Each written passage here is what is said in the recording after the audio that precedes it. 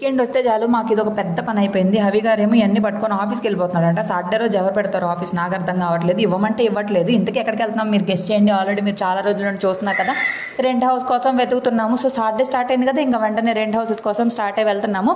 ఇక్కడ ఇల్లు చాలా బాగుంది, డబుల్ బెడ్రూమ్, కానీ 12,500 చెప్పారు. మేము ఏంటంటే రెంట్ ఎక్కువైందని కదా బయటకు వస్తున్నాము. ఇప్పటికి ఇది మాకు వచ్చేసి 11,200 చేశారని బయటకు వస్తున్నాం.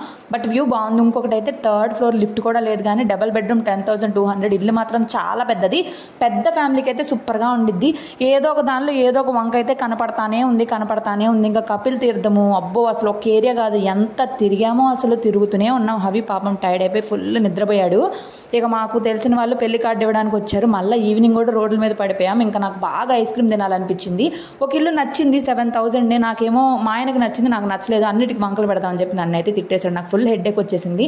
ఏంటోనండి ఎన్ని కండిషన్స్ ఉన్నాయో. ఇప్పుడు అయితే హవి పుట్టిన తర్వాత మొత్తానికి ఎట్లయితే హవికి ఐస్ క్రీమ్ తినిపించి ఇంటికి వెళ్ళిపోయాం.